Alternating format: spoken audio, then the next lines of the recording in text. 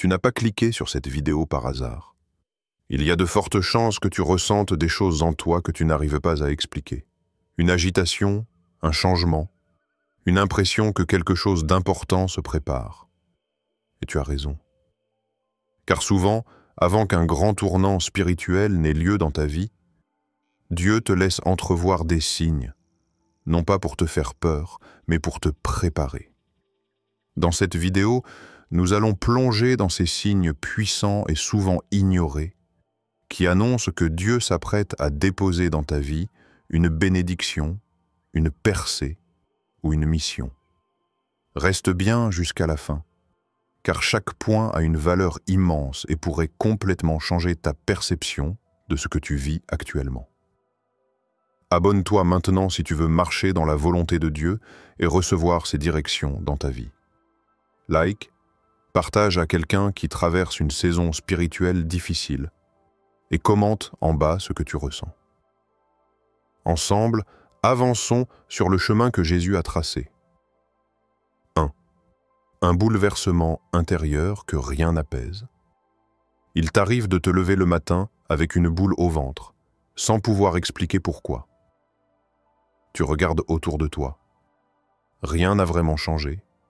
Et pourtant, quelque chose en toi n'est plus à sa place. Tu ressens une pression invisible, un poids spirituel qui t'empêche de trouver le repos, même dans les choses qui te faisaient du bien auparavant. Tu pries, tu lis la parole, tu fais silence, mais malgré tout, ce tumulte intérieur persiste. Ce que tu vis n'est pas une crise émotionnelle. Ce n'est pas non plus une forme d'instabilité. Tu es en train de vivre un appel divin qui secoue ton être tout entier. Ce n'est pas ton esprit qui se perd, c'est ton âme qui s'éveille. Lorsque Dieu est sur le point d'accomplir quelque chose de profond dans ta vie, il ne commence pas autour de toi. Il commence en toi. Il brise les anciens repères, les sécurités mentales, les zones de confort, pour te préparer à recevoir ce que tu n'as jamais porté auparavant. Et ce processus dérange. Il dérange parce que l'âme humaine résiste toujours au changement spirituel. La Bible l'exprime avec une précision bouleversante. Nous savons, en effet, que jusqu'à ce jour, la création tout entière soupire et souffre les douleurs de l'enfantement. Et ce n'est pas elle seulement, mais nous aussi, nous soupirons en nous-mêmes. Romains 8, 22, 23. Ce soupir intérieur que tu ressens est réel. Il ne vient pas d'un vide, mais d'une grossesse spirituelle. Tu portes quelque chose que Dieu a déposé en toi. Et comme toute naissance, cela commence par des douleurs, des pressions, des tensions invisibles, mais très réelles. C'est la preuve que Dieu travaille dans le secret de ton cœur. Tu as peut-être l'impression de perdre pied, mais en réalité, tu es en train de changer de positionnement intérieur. Dieu te retire d'un lieu spirituel ancien pour t'amener à une nouvelle dimension. Mais avant de te déplacer extérieurement, il déplace ton cœur, ton regard, tes attentes. Et tu ne peux pas tricher avec ça. Cette agitation revient encore et encore, malgré tes efforts pour l'ignorer. Tu peux t'occuper, t'isoler, faire comme si tout allait bien. Mais rien n'y fait. Cette voix silencieuse dans ton esprit continue de parler. Comme un battement régulier qui te dit « Ce n'est plus ici que tu dois rester ». Il ne s'agit pas de culpabilité, mais de transition. Comme un aigle qui sent que le nid est devenu trop étroit, tu ressens que Dieu t'appelle à élargir ton territoire. Mais pour que tu sois prêt à voler, il doit d'abord t'ôter le goût du sol. Tu es peut-être dans la nuit noire de l'âme, ce moment où Dieu semble te déraciner sans t'expliquer. Mais c'est précisément dans ce vide apparent qu'il dépose le germe d'une nouvelle vie. Retiens ceci. Dieu n'agite pas ton intérieur sans but. Il ne crée pas le désordre pour t'abandonner. Il secoue pour construire. Il bouleverse pour t'élever. Et si tu vis cette tension aujourd'hui, sache que tu es plus proche du tournant que tu ne le crois. 2. le silence céleste qui pousse à la foi pure. Il y a des saisons où le ciel semble ne plus répondre. Tu pries avec ferveur, tu cries dans ta chambre, tu médites les Écritures, et pourtant, c'est le vide, le silence, pas une direction claire, pas une confirmation, juste l'impression de parler à un mur invisible. Et alors tu te poses des questions. Ai-je fait quelque chose de mal? Est-ce que Dieu s'est éloigné? Est-ce qu'il m'a oublié? Mais non. Ce n'est pas l'abandon. Ce n'est pas une punition.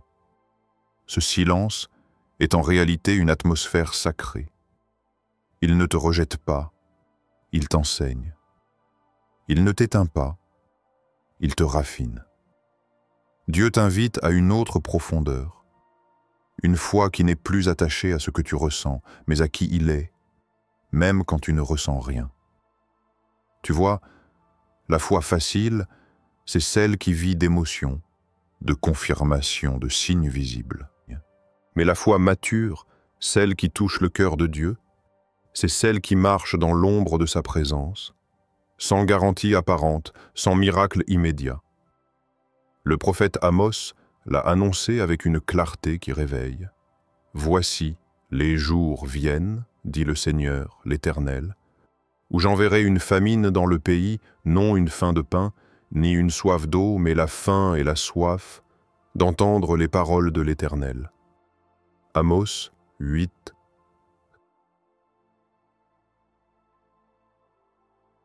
Tu vis peut-être cette faim aujourd'hui, une soif d'entendre Dieu, une attente insupportable de sentir à nouveau sa voix.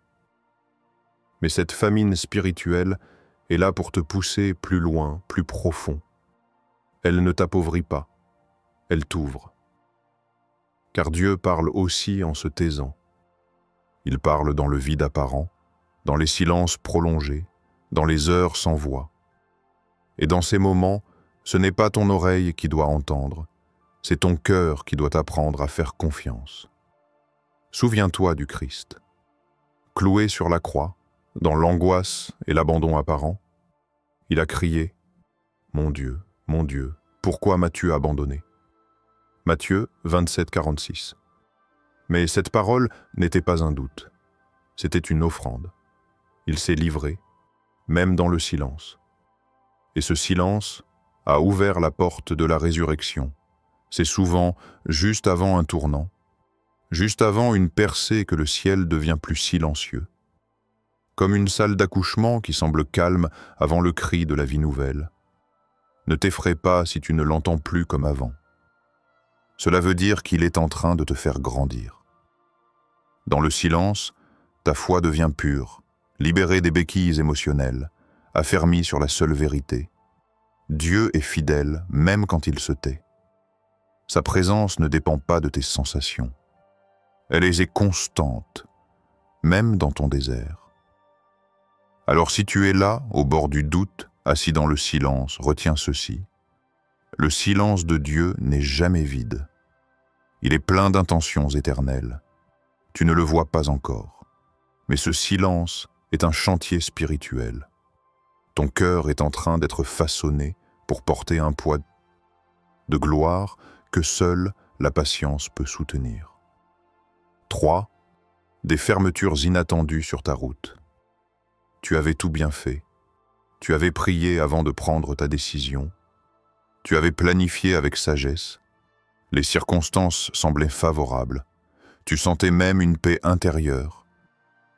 Et pourtant, la porte s'est fermée, brutalement, sans explication. Tu es resté là, face à ce refus inattendu, le cœur lourd, l'esprit confus. Tu t'es demandé pourquoi Dieu aurait permis une telle chose alors que tu avais placé ta confiance en lui. Mais ce que tu ne comprends pas encore, c'est que la porte qui se ferme est parfois la réponse de Dieu, et non son silence. Il te protège d'un détour inutile. Il t'épargne une saison qui t'aurait épuisé. Il te redirige, même si tu ne le vois pas immédiatement. Il y a un verset puissant qui éclaire cette vérité. « Je suis la porte. Si quelqu'un entre par moi, il sera sauvé. Il entrera et sortira, et il trouvera des pâturages. Jean 19. Tu vois, Dieu ne promet pas que toutes les portes s'ouvriront. Il promet qu'il est lui-même la porte. Et cela signifie que certaines issues que tu visais, même avec foi, ne passaient pas par lui. Il ne t'a pas laissé tomber. Il a juste fermé une voie pour en ouvrir une autre, plus alignée avec ton appel. Et souvent, ce genre de fermeture fait mal. Parce que tu avais mis de l'espoir, du temps, de la prière dans ce projet, cette relation, cette opportunité. Et Dieu l'a arrêté net. Tu te sens rejeté, mais ce n'est pas un rejet. C'est un ajustement divin. L'apôtre Paul en a lui-même fait l'expérience. Ils se rendirent en Phrygie et dans le pays de Galatie, le Saint-Esprit les ayant empêchés d'annoncer la parole dans l'Asie. Acte 16, 6. Même les plus grands serviteurs de Dieu ont vu des portes se refermer sous leurs pas. Ce n'est pas le signe que tu t'es trompé, mais que Dieu veut t'orienter avec plus de précision. Parfois, il coupe court à tes démarches pour préserver ton énergie spirituelle pour ce qui portera réellement du fruit. Retiens ceci. Dieu ferme les portes humaines pour ouvrir des issues célestes. Les murs que tu vois devant toi ne sont pas des prisons. Ce sont des protections. Et même si tu ne comprends pas encore le pourquoi, obéis au nom de Dieu. Car ce nom est souvent le seuil d'un oui bien plus grand. Le refus d'une opportunité peut être la clef qui t'ouvre une direction inattendue, mais conforme à ta destinée. Et dans quelques mois, tu regarderas en arrière avec gratitude, non pas parce que tu auras compris tout de suite, mais parce que tu verras la fidélité de Dieu dans ce qu'il a fermé. Alors, ne te décourage pas. Ce n'est pas une punition, c'est une stratégie céleste. 4. Une poussée d'attaque spirituelle, inexpliquée. Tu fais des efforts. Tu pries plus régulièrement. Tu as mis de l'ordre dans ta vie, tu as choisi d'obéir à Dieu avec sincérité. Et pourtant, plus tu avances, plus les choses semblent s'effondrer autour de toi. Les tensions s'invitent dans ton foyer. Ton sommeil est agité. Ton esprit est lourd. Et dans ta tête, un brouillard s'installe, comme si une guerre invisible venait troubler ta paix intérieure. Tu te dis peut-être, pourquoi tout cela m'arrive alors que je fais les choses bien? Tu t'attendais à la tranquillité, mais au lieu de cela, c'est le combat qui est venu à ta porte. Ne t'étonne pas, car si tu subis ces assauts sans raison apparente, c'est sans doute que tu es proche d'un tournant spirituel. L'ennemi attaque rarement ceux qui dorment. Il vise ceux qui marchent, ceux qui dérangent ses plans, ceux qui portent en eux une lumière qu'il ne peut pas éteindre. Il est écrit dans la lettre aux Éphésiens, « Car nous n'avons pas à lutter contre la chair et le sang, mais contre les dominations, contre les autorités, contre les princes de ce monde de ténèbres, contre les esprits méchants dans les lieux célestes. » Éphésiens 6,12. Tu vois, ce n'est pas ton voisin, ton collègue ou ton conjoint qui est contre toi. Ce ne sont pas les circonstances non plus. C'est une guerre invisible, une agitation qui révèle que ce que tu portes est précieux. L'ennemi ne perd pas son énergie à combattre ce qui est inoffensif. Il s'acharne sur ce qui menace son royaume. Jésus lui-même en a fait l'expérience. Juste après son baptême, alors que le ciel s'ouvrait sur lui, que la voix du Père résonnait et que l'Esprit descendait comme une colombe, il est écrit « Jésus fut conduit par l'Esprit dans le désert pour être tenté par le diable. » Matthieu 4, 1. Juste après l'affirmation divine est venue la confrontation. Ce modèle se répète encore aujourd'hui. Quand Dieu te confirme, le diable te cible. Quand Dieu te prépare, l'enfer se réveille. Mais ce que tu dois retenir, c'est que ces attaques ne sont pas la fin. Elles annoncent le début d'un relèvement. Dieu ne permettra jamais un feu sans y placer une grâce plus grande. Tu n'es pas laissé à toi-même. Tu es formé. Ce feu n'est pas là pour te détruire, mais pour révéler ton identité spirituelle. Ne te laisse pas décourager par les secousses. Renforce ta prière. Arme-toi de la parole. Entoure-toi de la vérité. Et tiens bon, car ce que tu traverses aujourd'hui annonce une percée imminente. La promesse tient. Aucune arme forgée contre toi ne prospérera.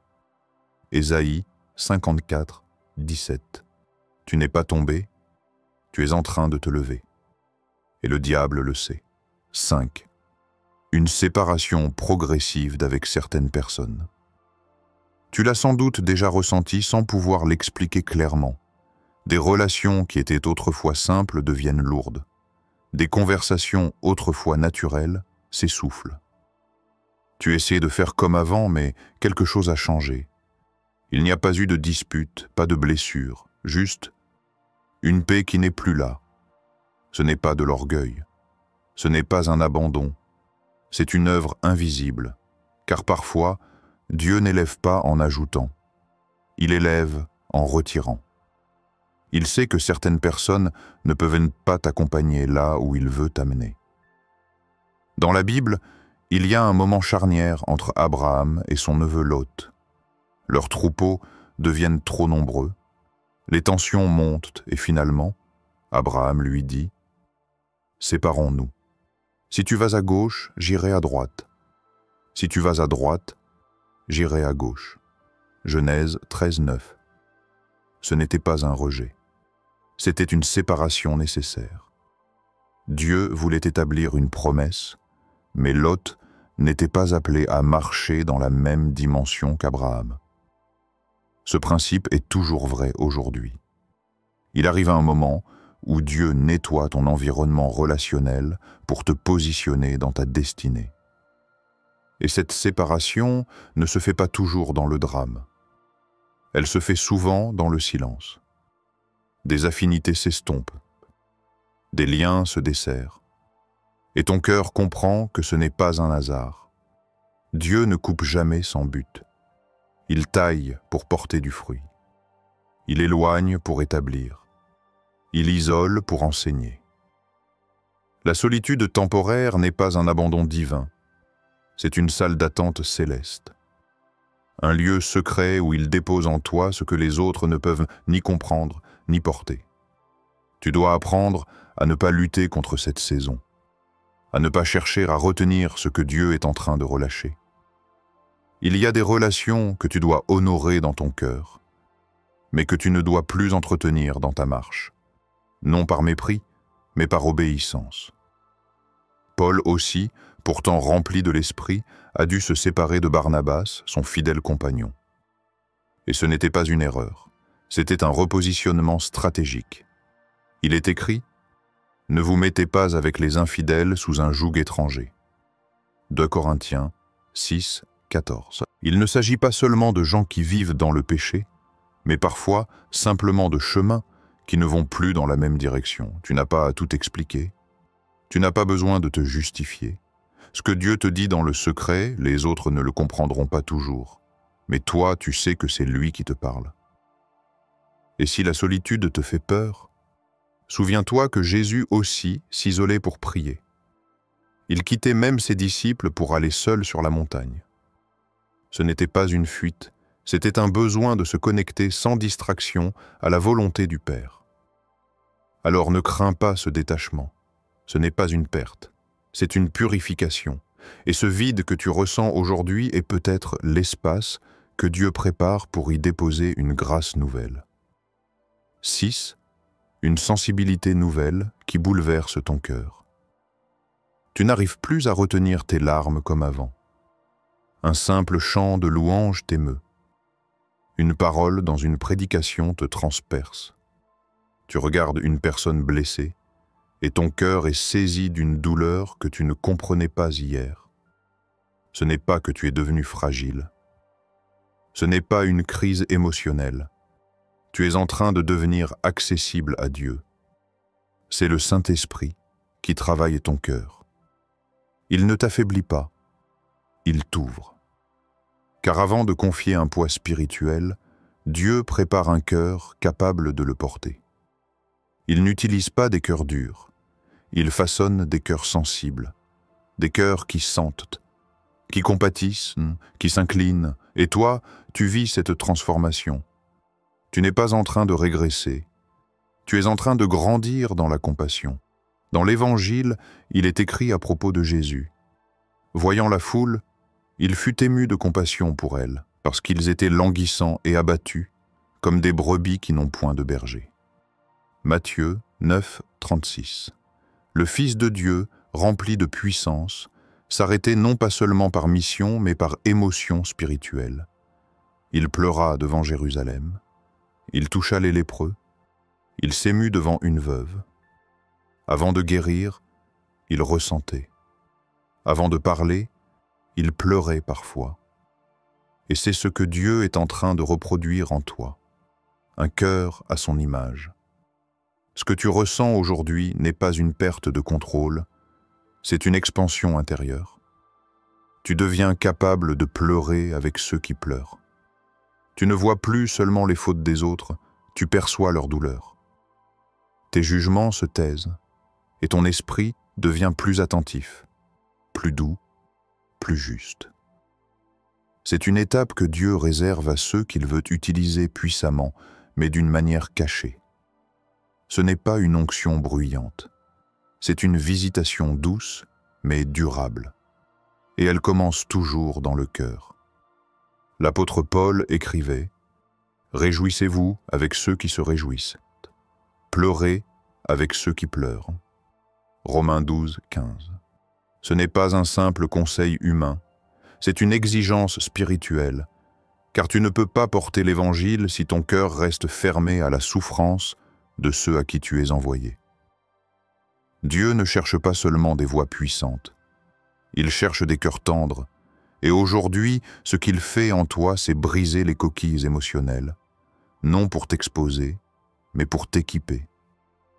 Tu deviens plus sensible non pour être faible, mais pour devenir un canal plus pur. La vraie autorité spirituelle ne s'impose pas par la force. Elle se reconnaît dans l'humilité, dans les larmes silencieuses, dans l'écoute attentive, dans les gestes discrets. Ne fuis pas cette transformation. Ne lutte pas contre cette tendresse qui t'envahit. Car ce n'est pas un trouble, c'est une préparation. Une preuve que Dieu est en train de t'aligner avec son cœur. 7. Ton ancienne vie perd son attrait. Tu regardes en arrière et tu ne reconnais plus vraiment la personne que tu étais. Ce qui autrefois te faisait rire ne t'amuse plus. Ce qui t'animait semble maintenant vide de sens. Tu es là debout au même endroit, mais intérieurement, tu n'y appartiens plus. Tu n'as pas changé sans raison. Ce détachement que tu ressens n'est pas un caprice émotionnel. Ce n'est pas une crise passagère. C'est un mouvement de Dieu en toi. Le Saint-Esprit est en train de t'arracher doucement à des attaches invisibles, des habitudes, des plaisirs, des fréquentations, des façons de penser. Il ne le fait pas par violence, mais par transformation progressive. Ton âme est en train de mûrir. Et cette maturité crée naturellement un éloignement de ce qui ne nourrit plus ton esprit. Tu n'es pas devenu froid, tu es devenu lucide. Le discernement s'éveille. Tu perçois maintenant la superficialité là où tu voyais autrefois la liberté. Ce n'est pas que tu méprises ton passé, c'est que tu as vu quelque chose de plus grand. Et quand Dieu commence à révéler sa lumière, tout ce qui était confortable dans l'ombre perd son éclat. L'apôtre Paul l'exprimait ainsi. « Mais ces choses qui étaient pour moi des gains, je les ai regardées comme une perte à cause de Christ. » Philippiens 3, 7. Ce n'est pas un rejet de ce que tu as vécu, mais une mise à jour de ta vision. Ce qui avait du sens avant n'en a plus maintenant, parce que Dieu a déplacé ton centre d'intérêt. Ce n'est pas le monde extérieur qui a changé, c'est ton regard qui a été transformé. Et ce processus peut être douloureux. Il te sépare, parfois sans bruit, de certaines personnes. Tu te sens un peu étranger dans des lieux qui t'étaient familiers. Tu sens une distance entre toi et ceux qui n'ont pas encore entamé ce même chemin spirituel. Et parfois, tu es tenté de culpabiliser. Ai-je changé trop vite? Suis-je devenu bizarre? Non. Tu es en train de changer de vêtements spirituels. Tu ne peux pas marcher dans la promesse avec les vêtements de ton ancienne saison. Dieu ne rejette pas ton passé, mais il t'appelle à une autre dimension, et tu dois te délester du superflu pour porter l'essentiel. Le Christ l'a dit clairement dans l'Évangile. Nul, après avoir bu du vin vieux, ne veut du nouveau, car il dit « Le vieux est bon ». Luc 5,39. L'homme naturel s'attache à ce qu'il connaît. Mais l'esprit t'emmène vers ce que tu ne connais pas encore. Mais qui est meilleur? Tu dois apprendre à lâcher ce qui était bon pour recevoir ce qui est divin. Ne résiste pas à ce détachement. Il annonce une reconstruction.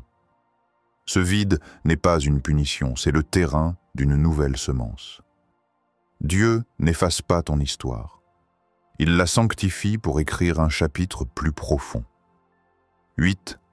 Des confirmations divines qui se répètent. Tu lis un verset au hasard, et tu entends ce même verset dans la bouche d'un prédicateur quelques heures plus tard. Tu ressens une pensée dans la prière, et un ami, sans savoir ce que tu vis, vient te dire presque mot pour mot ce que tu avais dans le cœur. Ce genre de coïncidence commence à se multiplier, et tu sens que ce n'est plus simplement du hasard. Tu es poursuivi par des confirmations. Dieu parle, pas seulement dans les moments sacrés ou dans les grands événements spirituels. Il parle au quotidien, à travers les gens, les versets, les circonstances, les rêves parfois. Il sait que ton cœur est hésitant, que tu as besoin d'être rassuré, orienté, soutenu. Alors il insiste. Il répète avec précision et douceur, jusqu'à ce que ton cœur comprenne, ce n'est pas une pensée fugace, c'est un appel persistant. Il est écrit dans l'Écriture, Dieu parle cependant, tantôt d'une manière, tantôt d'une autre, et l'on n'y prend point garde. Job 33, 14. Ce verset est une clé. Dieu parle souvent, mais trop de fois. Nous attendons un tonnerre, une voix audible, un signe spectaculaire. Or, la plupart du temps, il s'exprime par des signes simples mais répétitifs, des rappels discrets mais puissants. Il trace une ligne claire dans le désordre apparent. Quand ces confirmations se répètent, ne les ignore pas. Prends-les au sérieux. Elles ne sont pas là pour te distraire ou flatter ton imagination. Elles sont les balises que Dieu place sur ton chemin pour que tu ne t'égares pas. Chaque répétition est comme une lumière allumée sur le tableau de bord de ton cœur. Tu n'as pas cherché ces signes, et pourtant, ils viennent à toi. C'est le témoignage que ce n'est pas ton émotion qui parle, c'est le ciel qui insiste. Rappelle-toi lorsque Dieu appela le jeune Samuel. 3 fois, il entendit son nom. 3 fois, il crut que c'était Élie qui l'appelait. Ce n'est qu'à la 4e fois qu'il comprit que c'était Dieu qui parlait. 1 Samuel 3, 4, 10. Ce modèle se répète encore aujourd'hui. Dieu répète jusqu'à ce que tu reconnaisses sa voix. Et quand tu la reconnais, une paix t'envahit, une force t'élève.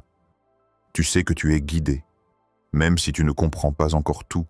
Ce n'est pas une illusion, c'est une direction céleste. L'apôtre Paul disait « Ce n'est pas un Dieu de confusion, mais de paix ». 1 Corinthiens 14, 33. Dieu ne joue pas avec ton cœur. Il ne t'envoie pas des signes pour te troubler, mais pour t'aligner avec sa volonté. Alors, si tu vis en ce moment une série de confirmations étranges, qui se répètent et te poussent dans une direction spécifique, ne recule pas. N'attends pas le spectaculaire. La voix de Dieu est parfois douce, mais elle ne se tait pas tant qu'elle n'est pas entendue. 9. Un poids mystérieux qui t'habite sans raison logique. Il y a des jours où tu ressens une pression en toi, sans pouvoir mettre de mots dessus. Tu ne sais pas pourquoi, mais tu portes quelque chose. Ce n'est pas un souci précis. Ce n'est pas une angoisse humaine. C'est comme une urgence dans ton esprit. Un feu invisible qui te pousse à te tenir à genoux plus souvent, à parler moins, à écouter plus. Ton cœur est comme chargé d'un fardeau sacré. Et tu sais que ce n'est pas venu de toi. Tu n'es pas en train de sombrer, tu es en train de recevoir. Car ce que tu ressens là, ce poids silencieux mais profond, c'est l'empreinte du ciel sur ta vie. Dieu t'investit. Il ne t'envoie pas encore, mais il te marque déjà. Le prophète Jérémie l'a exprimé avec une puissance bouleversante. Il y avait dans mon cœur comme un feu brûlant, enfermé dans mes os. Je m'efforçais de le contenir, mais je ne le pouvais. Jérémie 20, 9. Quand Dieu met en toi le germe d'une mission, ce n'est pas par des applaudissements ou des postes visibles. Il commence par t'imprimer une gravité sainte, une prise de conscience, une tension intérieure. Tu sais que ta vie ne t'appartient plus vraiment, que ce que tu vis, tu ne peux pas l'ignorer. Ce poids n'est pas là pour te décourager. Il est là pour t'aligner avec ton appel. Et tu remarques que les distractions perdent en leur goût, que les conversations vides te fatiguent, que tu ne peux plus marcher à la légère. Ce n'est pas parce que tu es étrange. C'est parce que Dieu est en train de te faire grandir pour quelque chose de précis. Tu es dans une salle d'attente spirituelle. Pas encore en mission visible, pas encore dans l'action, mais déjà dans le travail intérieur. Et ce que tu ressens maintenant, c'est le poids de la parole que tu porteras plus tard. Dieu ne confie jamais sans avoir d'abord construit. L'apôtre Paul l'a vécu intensément. Il disait « Malheur à moi si je n'annonce pas l'Évangile ». 1 Corinthiens 9, 16. Il ne disait pas cela pour se vanter. Il portait en lui une urgence divine, une conviction tellement forte qu'il ne pouvait pas la taire. Il n'attendait pas les encouragements. Il ne travaillait pas pour être vu. Il était poussé par le poids de sa mission. Et toi aussi, si tu ressens ce feu intérieur, si tu portes quelque chose sans l'avoir demandé, c'est parce que Dieu t'a choisi pour quelque chose qui dépasse tes capacités naturelles. Ce fardeau n'est pas une faiblesse. C'est une préparation, une intensité qui t'élève en silence. Tu ne comprends pas tout, mais tu sais que tu es marqué. Tu marches avec plus de crainte, plus de conscience, plus de sérieux, parce que tu es en train de porter ce que Dieu veut transmettre au travers de toi. Ne cherche pas à te débarrasser de ce poids. Laisse-le te bâtir. Car bientôt, ce que tu ressens deviendra ce que tu proclameras. 10. Une paix inexplicable t'envahit malgré tout. Il y a ce chaos autour de toi. Rien n'est vraiment réglé. Tes prières semblent suspendues, certaines promesses tardent, les factures s'accumulent, les réponses ne viennent pas. Et pourtant, il y a quelque chose de mystérieux en toi.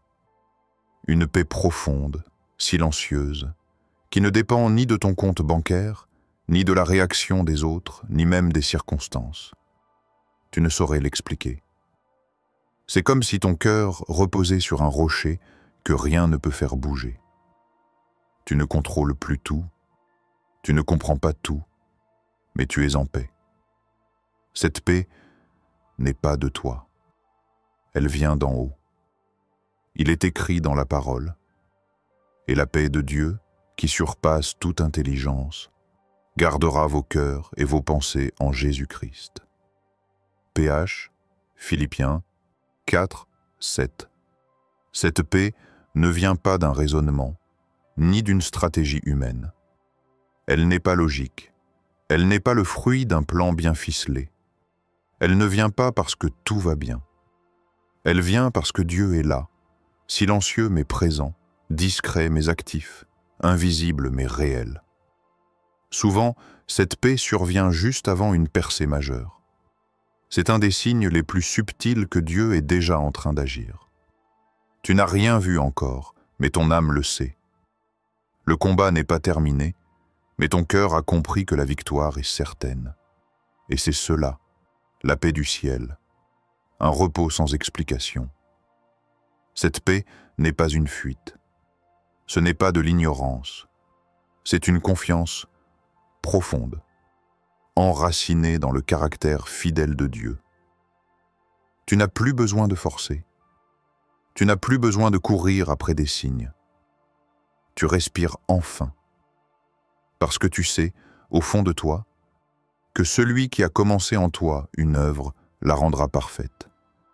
Jésus lui-même, face à la tempête, dormait dans la barque. Tout tremblait autour, mais lui, il dormait. Ce n'est pas qu'il ignorait le danger, c'est qu'il portait la paix du ciel dans ses entrailles. Et lorsqu'il s'est levé, il a simplement dit « Silence, tais-toi ». Marc 4,39, et la mer s'est calmée. Mais cette paix, il ne l'a pas fabriquée, il l'a transportée. Et aujourd'hui, il veut la déposer en toi aussi. Tu vis peut-être une tempête, mais ton cœur est calme. C'est un miracle en soi. Ne le minimise pas. C'est le sceau divin qui t'annonce que la fin est proche, que Dieu a pris les commandes. Ce genre de paix ne s'apprend pas. Il se reçoit. Elle est souvent le dernier signe avant le changement. Dieu veut que tu sois prêt non dans la panique, mais dans la paix. Car ce qui vient n'aura pas besoin de ta force, mais de ta foi. Alors, même si tout reste encore flou, repose-toi.